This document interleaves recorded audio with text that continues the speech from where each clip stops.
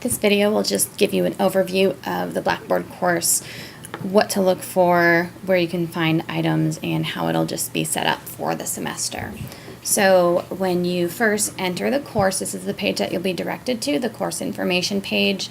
This is where you will find the introduction video, you'll find the syllabus in the course schedule, you'll find the book. Right now it's the position paper that we'll utilize throughout the course, and any other types of resources that we need or anything in addition will be posted in this section. I really encourage you again to take a look through the syllabus and the course schedule, look at the dates, look at organization, look at how the course is going to be set up. If we come over to the left on that tab and we click on the learning modules, this is where each chapter's content will be found. So there'll be a folder for each chapter. The first one that's in here now is chapter 1, the title of the chapter, the date range in which it's open, and when it's due. And so let's click on that and enter into this chapter. And what we can see is the overview with the learning objectives, the assignments and things that you're expected to complete for the chapter. So complete the readings, the supplemental material, complete any assignments that are posted, and then complete the knowledge check with an 80% or better to access chapter 2. Now I want to talk about the knowledge check really quick. There will be a knowledge check for each chapter, and you do need an 80% to be able to access the next chapter. You will have 5 attempts to reach 80%. However, the first attempt is the only one that will count for your grade. So don't just take the attempts without being prepared in hopes of being able to see the questions and get them right on another try. Know that the very first time you take it, whatever your score is, whether above or below that 80, that's what the score is going to be towards your grade.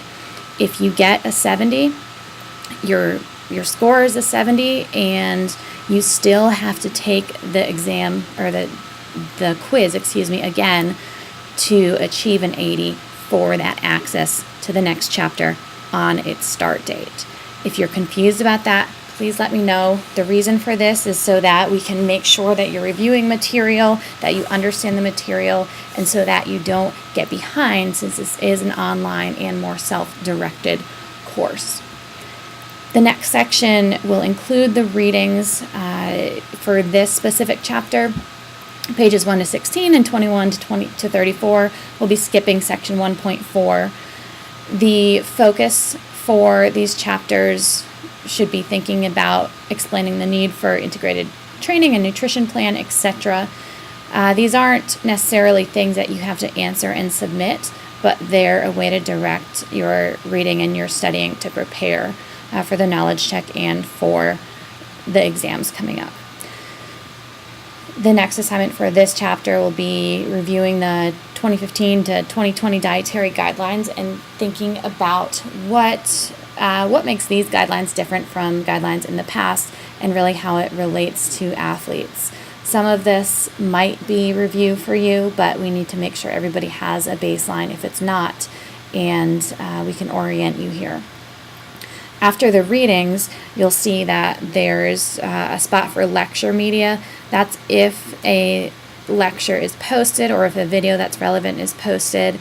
The other link that might be in here is an assignment to complete. So that might include your meal plan assignment. That might include a journal reflection. That might include your calculations or your group assignment. So as those things are assigned, they'll appear in here. And there might be other case studies or short questions to answer throughout the chapters as it comes up. And again, anything that's in here would be due at the end of the chapter. So again, those due dates that I specified in the course schedule, or at another date that will be specified clearly. And then finally, your knowledge check is down here. It'll be a brief 10 question multiple choice test related to the contents and I already described what the expectations for that are. All right, so let's go over to this left again to the discussion board. And if you have any questions related to the course, I want you to submit them in this discussion board. If you email me a general question, I will copy and paste it with the answer into the discussion board. The reason for this board is that I want everybody to be able to see the information, find answers to their questions, which will prevent asking the same question over and over. And then we can be a resource throughout the course referring back to this. If you do have a personal question, I won't post it for the rest of the class. If you do email that to me, that's fine. So there's also our course tools in here, which would include email, other items to connect with classmates. We'll be using some additional tools as we assign the group project, and that'll be explained in the next couple chapters. So for this chapter 1, just orienting, getting used to the course design.